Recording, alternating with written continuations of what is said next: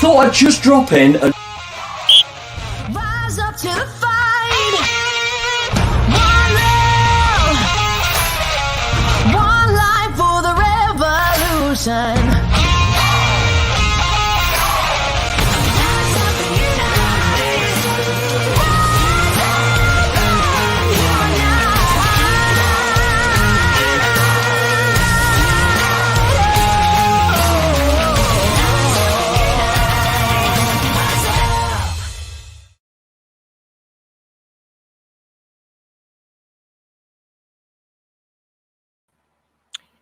Colorado is fortunate to have several excellent college soccer programs here in the Centennial State, recognized both regionally and nationally.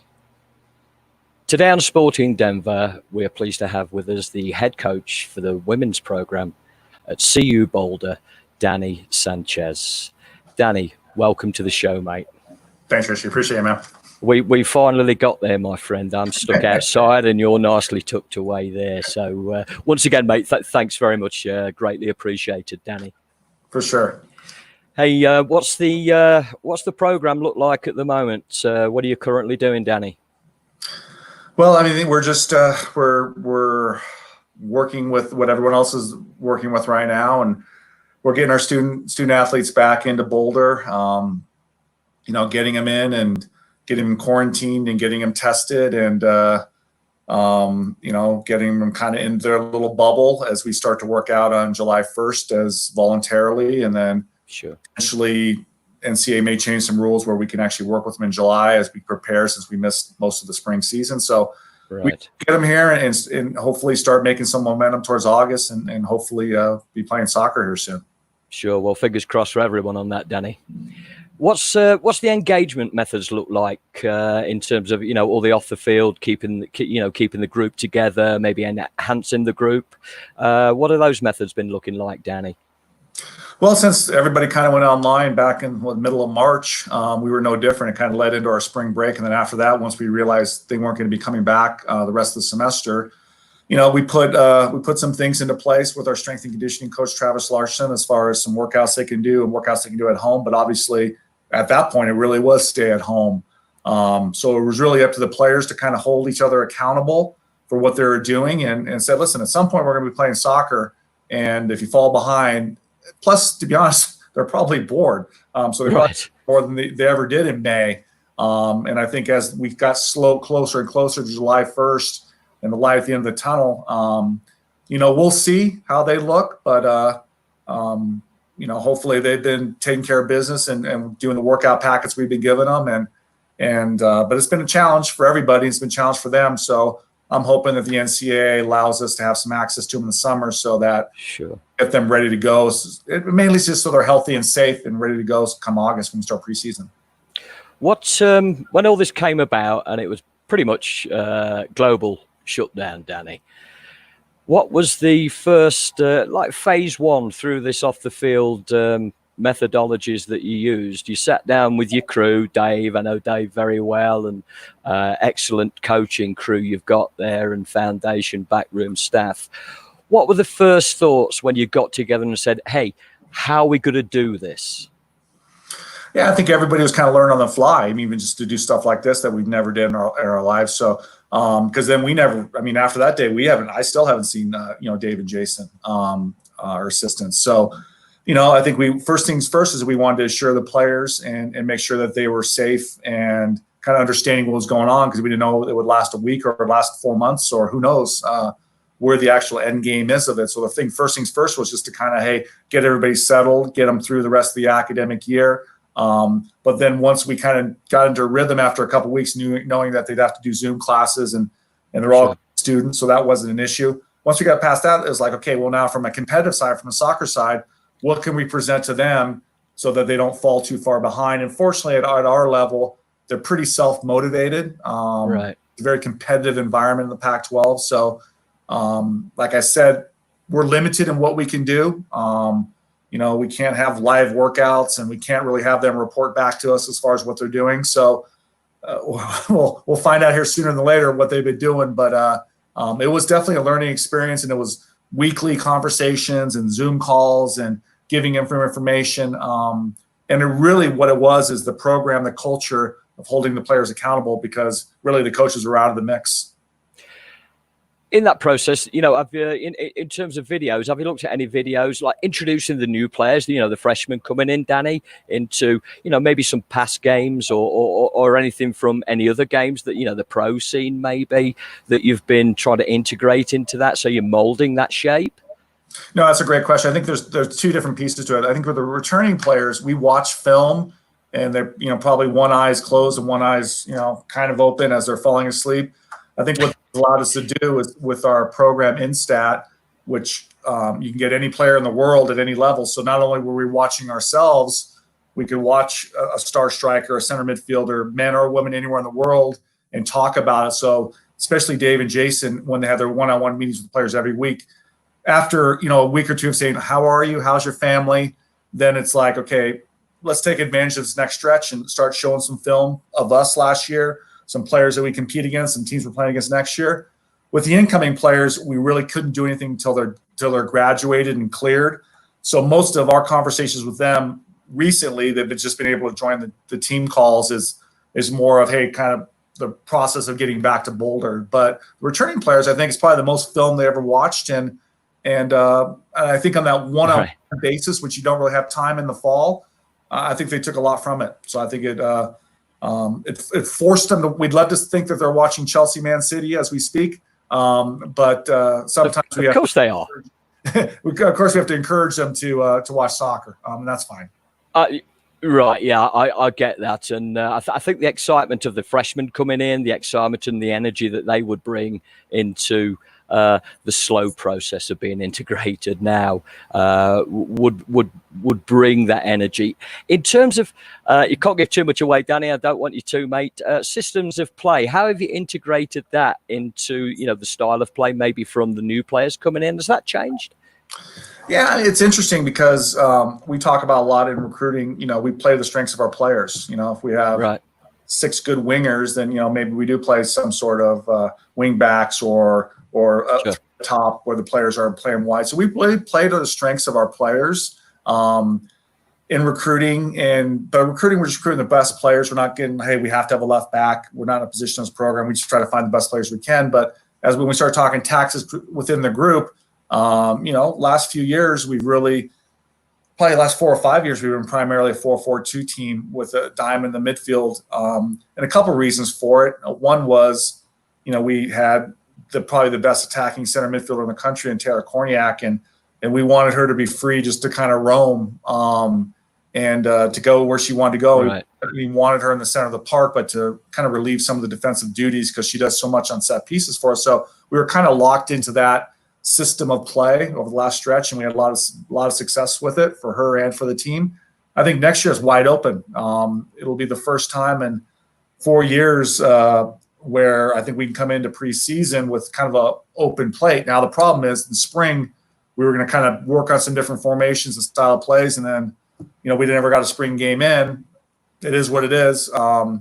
So there'll be a lot of catching up and learning in July and as we get into August, as far as what are our strengths, where can we best get the best 11 on the field, not necessarily at the beginning, middle, but especially at the end when you're chasing a goal late or you're protecting a lead. We want those best 11 players on the field, and what's that formation look like? We're not married to anything. We're not married to high press. We're not married to low press. We're not married to, we're kind of married to 4 in the back, but, you know, we played in the NCAA tournament game with 3 in the back, which evolved into 5 in the back because our wing backs were pinned in, but we're not married to anything specific. We play to our strengths. So we'll see. We'll see how it looks this fall. Over on those videos, then have you shown that, like, the new? I keep pressing on the new players coming in because it's got to be super difficult now to integrate them. You've done it brilliantly off the field. In those videos, have you shown them, obviously their strengths that they can bring on a positive note to the style that you do play, Danny? Yeah, so they've changed the rules. In the past, we basically couldn't have any access with them in June or July. So sure, they could work out voluntarily with the strength coach, but that was it. They've changed it now where we can have some virtual contact where now once they've graduated and been through the eligibility center, we can actually show them videos and talk about our style of play and what we look for. we kind of simplify things. We have a handbook, and the student athletes that we deal with they're very analytical. It's not the old days where you just told them and they're like, well, no, they want to understand why you do certain things, and they want specifics. And soccer is such a game, a free-flowing game. You can't give specifics, but what we do is we have bullet points, whether you're a center back, an outside back, a holding mid, attacking mid, a wide mid, whatever the position is.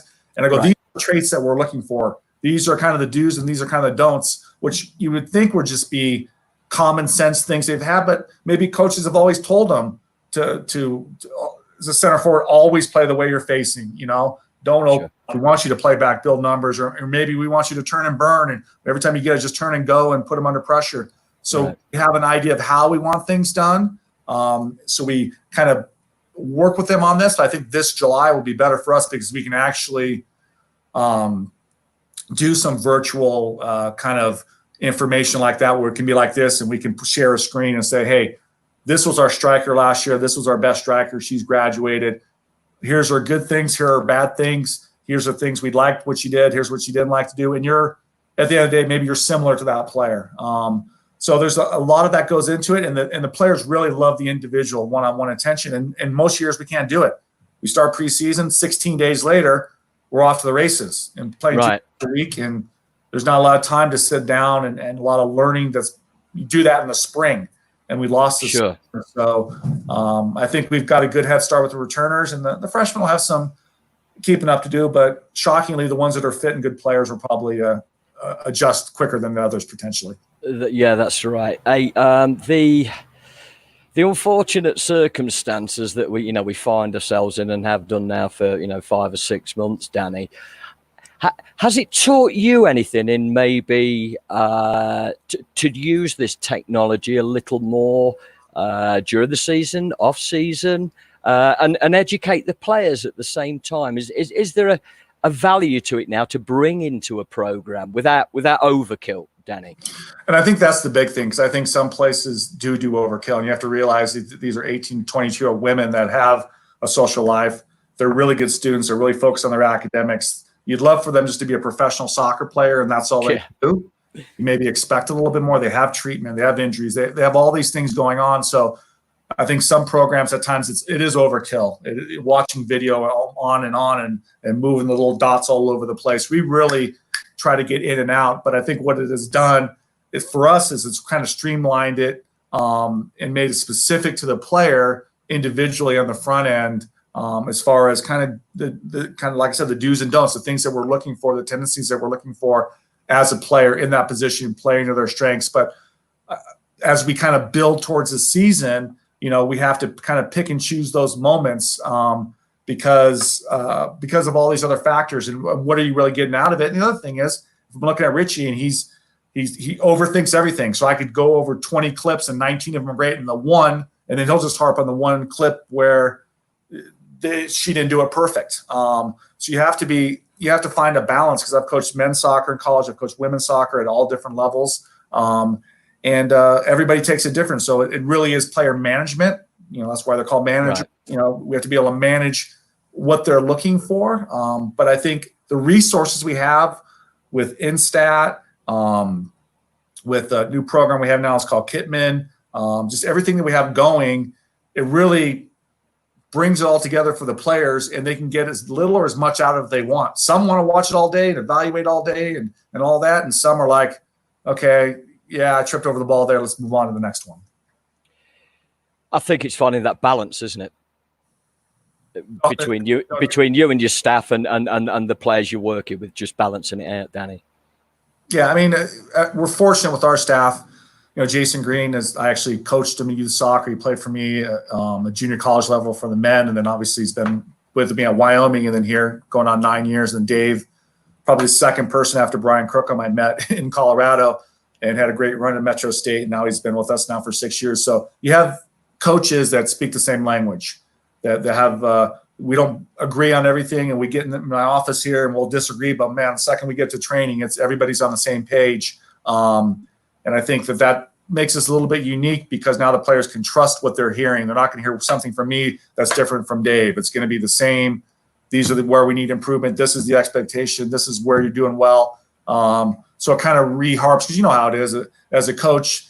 Sometimes if they don't like what they hear, they'll go to the next person. Now, fortunately, we don't have to deal with parents as much as the club world, but you know, they're going to get the same message. And with our staff, I think we do a good job of throwing it out there. And just if they're willing to buy in, they're going to be successful. You've Wyoming, Mesa, Metro, and obviously now with the Buffaloes, mate. Your success rate is phenomenal. I'll let our viewers go and Google that and have a look at it, but it is phenomenal. In this territory, have you brought in when you've started the job in any of those 4 colleges, Danny? Have you, as your starting point, always been the same, or have you looked at it and a different approach for each different role in there as head coach? I think it's a great question, because you know, when I first got my first head coaching job, I was 25 years old at Mesa Community College, coaching the men and the women. I mean, I think we had 4 guys from my men's league team that I had I convinced to play at the junior college, and so there was 5 guys on the team that were older than me. And then, as you kind of, like you said, kind of as you went through the steps to Metro State and Wyoming, and obviously now being in Colorado, and I get asked this a lot. I don't know that how I approach things is dramatically different now than it was when I was 25 years at Mesa. Grinding, doing things the right way, treating people the right way. Now, obviously, I've evolved as a coach. I think I'm more appreciative of the players and making sure that they understand that I care. I mean, in junior college, it was in and out every year, and you had people from different backgrounds, and it was a revolving door every year and coaching 2 teams and being director coaching for a club and coaching a high school girls team, blah, blah, blah. I think now obviously we can spend more time with the players and really get to know them better. But the weddings I've been invited to and the players that still like me are all the ones from way back then. It's interesting. So, I always use the story. I was at Mesa Community College in the paper, and at the time, the big rival on the men's side was Yavapai College, who's, their coach Mike Pantaleon's won, I don't know how many national championships. He's the most successful coach at any level as far as win-loss record. So they're always our big rival. And, the front page of the Mesa Tribune is the maintenance man setting up the goal before the game and putting the net on. And they have this kind of the maintenance man setting up the game in the field, but it was me. It was the head coach doing it. And Brilliant. My mom still has that picture, still has that article at home. So when we get to Colorado and you have all these resources, I think that when you talk about the culture of how we do things, it's the same. Me, Dave, and Jason are moving goals and making sure that the nets are on right. And we have 2 equipment managers, one of which is my son, who's going to be a senior. So we have people, managers that help us. But at the end of the day, how you approach it is the same. Now we have more resources. We're recruiting a better athlete. We have all these other things that we didn't have back then.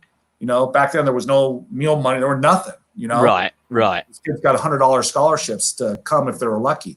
But the approach is the same. I think we've evolved. I think we're better people. I think the players understand more. But I guess you can ask Jason. Back then I was probably a little bit meaner and made him run more. And there was no sports science behind the running. No, I'm getting sick. Then I knew that was time to cut it off. Whereas here, lactate testing and glycogen and know when to stop. But I don't know. I think I approached them all the same. The excitement, and I was no more excited when I got the Colorado job than when I got the Mesa Community College job.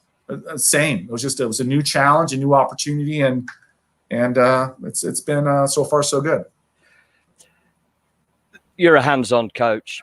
Probably mark out the fields or anything. Probably got a guy to do it now anyway. But I have total respect for you, Danny. Anyway, but putting the nets up, that's a great story, mate. And your mum still kept that picture. I've got to see that at some. You got to let me see that. Oh, yeah. Hey, so at 25, you've taken on your first coaching role. Just prior to that, Danny, playing, youth, etc. When did you first start playing, and what led up to it into the age of 25 to get into coaching? It's interesting.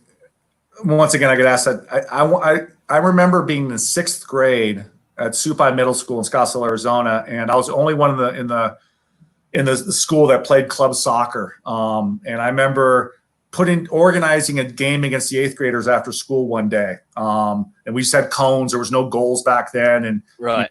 Stereotypical of the type of guys that that played soccer and so forth and so on. And I remember organizing this team, convincing my best friends that, hey, listen, Mike, you just stand a goal. Everybody else stand there. Just give me the ball, and we'll dribble and win this game. But growing up, so that was kind of my first taste of coaching, I guess, really. But just growing up, I played baseball all the way through my freshman year of college. I got recruited for a kicker in college, but soccer was always a sport I was best at. And as I kind of went through the steps and eventually ended up at the University of Connecticut playing under a Hall of Fame legendary coach, Joe Maroney, taught me so much as far as how to approach the game and managing a game. And he was old school and all this kind of stuff. But I hear myself saying the same things he said to me back in 1988, hurry up and wait. I mean, my team gets sick of hearing it. So the hurry up and wait. But, I got done with college and, I played a little bit in the APSL and the ISL and the Sizzle or whatever the acronym was, of the day. But once I kind of got done with that, I got back and I got a high school coaching job at Phoenix Country Day School, and then got a job at Old Gilbert High School as the JV coach, and I got a job as an insurance adjuster. My dad was the maintenance man at an insurance company, and he got me an interview, and I got a job, making $24,000, and I was like loaded. I mean, I was making more money than any of my friends. I had a real job, but it was weird. I remember like it was yesterday. I went into my unit manager, Mark Bartlett, and I said, listen, hey, I got an opportunity to coach at Gilbert High School. 3 days a week, I got to leave work an hour early. I mean, everybody loved my dad. I was doing a good job. And I remember him saying, hey, sometimes, Danny, you have to make tough decisions in life and whatever. And I go, well, I quit. So the job paid $18. And then I picked up a club team with Tempe Soccer Club for $300 a month. Parents were freaking out because they had to pay, $20 a month. And I was training them 3 nights a week plus games. But that just kind of went from there. And then I got a job as an assistant coach at Mesa Community College. And then, Mesa at the end of the day paid me, $4,000 per team. So $8,000 plus they let me be the PE clerk. So I handed out all the PE equipment, the fencing gear and the lacrosse gear. And I only paid $5,000, but it gave me health benefits, which works. Yeah. I'd gone a few years without. So yeah, I snowballed from there. And like I said, when I finally got that opportunity, and right about the same time, I got an opportunity to be the director of coaching for the Blackhawks and Scottsdale, which is now the Phoenix Rising. And some of my best friends are still guys I brought into that club that are still there and doing a great job. So it's when people ask me how do you get to this point, where am I at this point? I don't think there's one set way. I think there's an element of being in the right place at the right time, but I also think it's what you did back when you were a sixth grader. Where was your passion? I didn't know my passion was coaching. But then I look back at when I was in high school, the baseball coach, the assistant guy who played in the Major League Baseball and all this, he called me the governor because I could kind of get everybody to be on the same page. And I didn't, we had guys that were like top, we had a guy that was a second round draft pick in Major League Baseball. We had legit players. And, so I never viewed myself as a leader, but maybe I guess I was a little bit to a certain extent. Knock on wood, it's been a great ride and super fortunate. And I'm not done yet. I'm not that old, but no, mate. No, wait. No, you're talking to you. No, you're all right. You're just you're part of the youth product compared to me, mate. Yeah, yeah. So you've mentioned a few coaches along the way, whether you be playing Danny or involved in coaching through your coaching pathway. Is there any particularly that stand out that you've either coached against or been involved with or influenced you, Danny? Well, I think that my first coach, when I grew up in Southern California and moved to Arizona, and I played, like I said, there was no competitive. I lived in South Scottsdale, and there was really no competitive soccer around me, so I had to drive all the way to way up to Paradise Valley, North Scottsdale. I remember poor mom would sleep in the car while we practiced. And I remember finally I was about 15, and there was which actually became the Blackhawks at the time. It was Arcadia Soccer Club. And a guy that I knew was like, hey, they're looking for a player. And I knew they're a pretty good team. And, anyway, so I went out to him. The coach's name was Pat Finnegan. He was from Portsmouth, England. So I couldn't really understand a word he was saying. I remember as I went up to him, I go, hey, coach. And I remember him going, hey, player. He goes, just call me Pat. I'm like, okay, just call me Danny. And just the way he approached the game, and he was Pat's plumbing. His son was on the team. He didn't get paid anything. But the amount of time and resources, I mean, he took us to England when we were 16 years old. Imagine 18, 16-year-olds in England. And I was staying above a bar. Right. But it was just it was a great experience. And I just have a lot of respect for how he treated the players. He had all these players from different backgrounds. And he just knew a way to talk to you to get you to buy in. It was awesome. And then like I mentioned, my college coach, Joe Maroney. And once again, if anybody's listening, just Google that name. It's probably the most famous name in Division I men's soccer up there with the Jerry Yeagley's of the world and so forth. Just how he ran a program, how he built a program from nothing, how he poured his heart and his soul and everything he had into it, how much pride he took into it.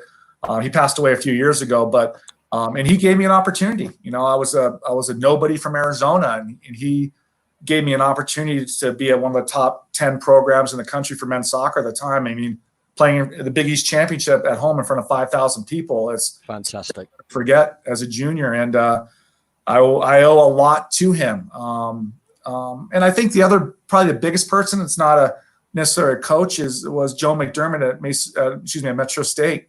I was just a lowly JUCO coach, and she gave me an opportunity. I came in as the business manager and women's soccer coach. And obviously we had a great run there, and she had a lot to do with me getting this job at Colorado because of her relationship with Seal Berry.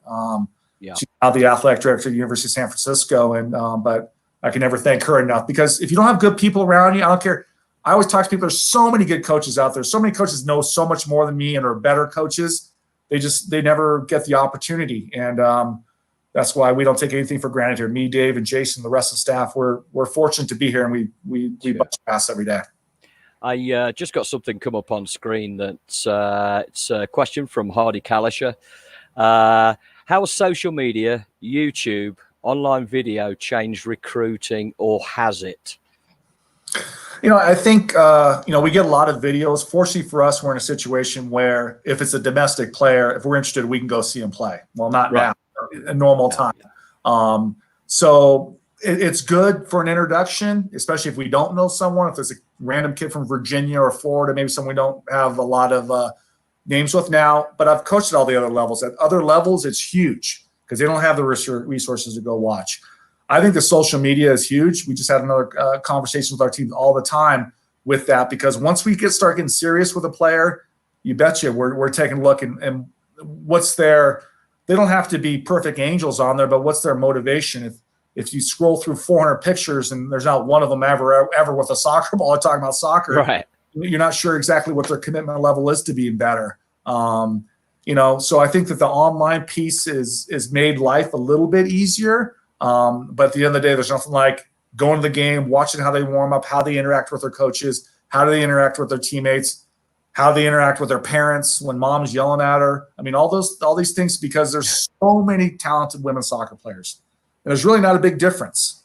So you have to find the ones that are right fit for you. So I think that all those social media, YouTube, all those kind of recruiting online stuff is a good introduction. But for us, I don't care if it's here or if it's Germany or if it's Australia, we have the resources where we're going to get face-to-face in front of you and really try to evaluate what type of person this person is. Sure. If this thing wasn't around, Danny, and everything's running smoothly and we're enjoying the summer and looking to get back in there, what would the girls are in? You've had your welcome meet and everything. What would a week look like, Danny, for the girls, for your roster, for the ladies? Yeah, so pretty much what they always come in for B term, which starts in July.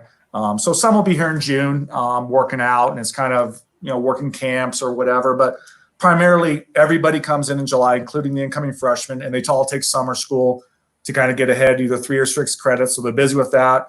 Right. We have what they call a summer bridge program, where they're taking, stress management, time management, how to become a student at CU.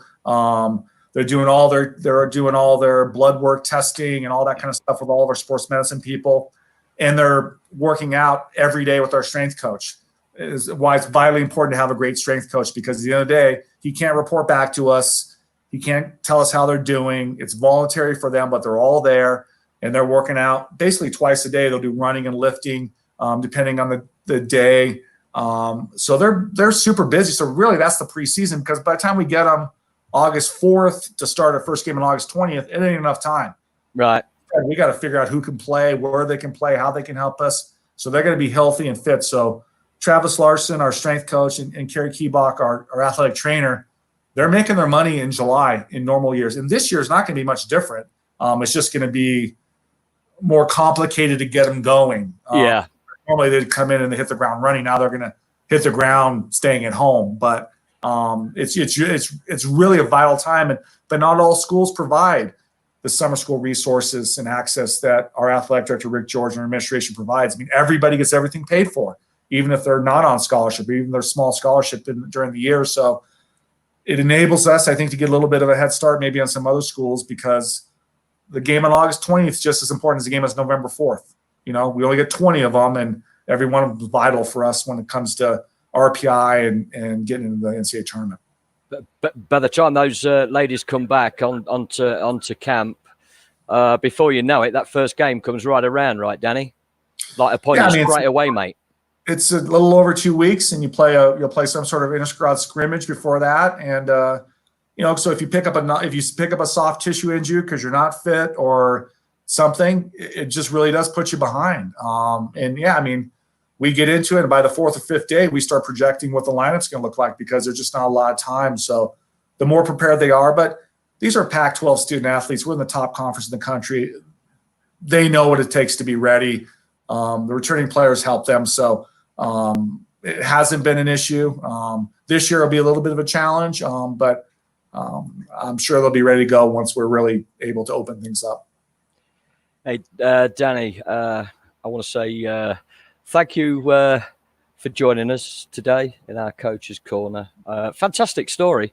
I knew quite a bit about you, but there's one or two things in there. So the next time I need you to come and help me put nets up, mate, I'll give you a call. You're the man, right? Yeah. Yeah, and I'll get Dave and Jason on. I'm more of a supervisory role now because of my bad back. But I'll still be there in spirit. Well, me and you can monitor Dave then. Tell Dave he still owes me 10 quid, by the way, mate. Yeah, I did. He knows why. He knows why. Danny, thank you very much. I can't let you leave without doing our quick fire 5 questions. So we're going to open up straight away. What team do you support, Danny? I support on the men's side. I support any team that has an American player on it, whether it's Borussia Dortmund with Reina or Chelsea with Pulisic or whoever it is. Brilliant. I walked into it. Basically, if Man U's playing, I like to vote or support anyone who's not there just because Man U because they're front runners. Thank you for your honesty. That's brilliant. I think I'd do the same thing, but don't tell anyone, Danny. So what about I've got one here. Player growing up, not in the current last decade or so, but player growing up. Who did you look at, mate? I was already grown up, but Carlos Valderrama. My dad's Colombian, and it was right in the glory days of the early 90s. So it was right when I was finishing college, and we had the World Cup and all of that, and I just loved his work rate, which was nothing. So right. Of just standing in the center circle, but you could not get the ball from him. So those Colombian teams with Freddie Rincon and all of them, Rene Higuita, just that whole group were just it was kind of my first indoctrination into kind of international soccer, not just the U.S. guys. And I just thought he was unbelievable. Obviously in time with the Rapids, but especially those Colombian teams were just incredible. I think he made the center circle his own, didn't he? It was him and the referee bumping into each other. There we go. If you could, a current player right now, who stands out for you? A current player, male or female, Danny?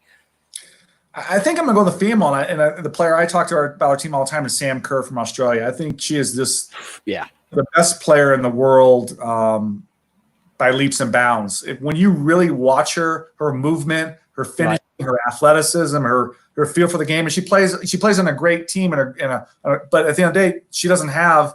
The U.S. could throw out 3 front lines better than Australia's, you know, and she just by herself, she makes that team so good and so powerful. And I remember she played with Amy Barzik, one of your former players with the Western New York Flash. I remember talking to Amy. She was Amy's roommate, and she was years old at the time. Like, she's just crazy. And I go, I know, but she is so talented. And we got to watch her last year when we took the team to France when Brazil played Australia in the World Cup last year. And I just think she's fantastic.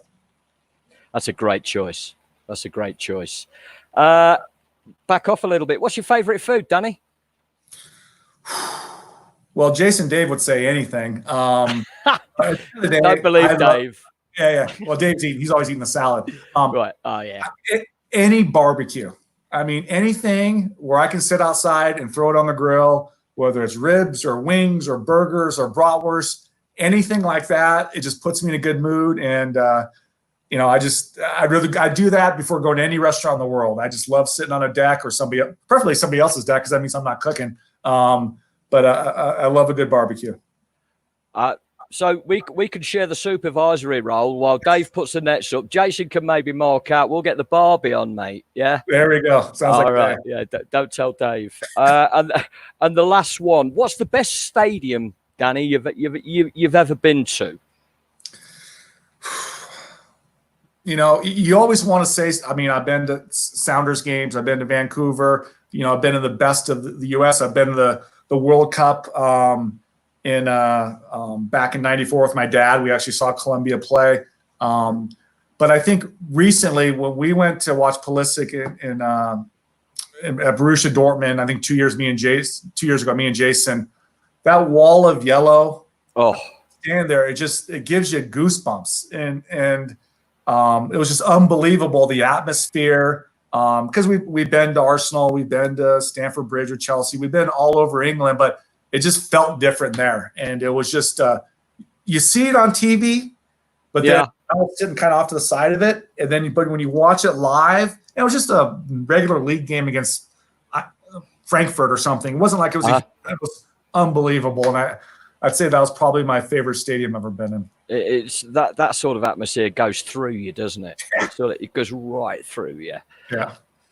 Danny, thank you from Sporting Denver. Myself, Anthony behind the scenes, who does a great job. I'm on his patio now, so hopefully it doesn't rain. We'll get the Barbie on the Danny. That sounds good. Thank you. There's a hat trick. Wonderful. I wish you all the very, very best, Danny, for the upcoming season, getting the girls back on. I know you're going to be successful. You have been for a long time, mate. Would you like to leave our viewers, our supporters out there with a final message before we close off? Yeah, that'd be great. I mean, I think first I appreciate having me on the show. This is awesome. You know, you got another weekly viewer. I think the big picture is the same thing everyone says is, you know, be smart, you know, keep your family safe, keep yourself safe.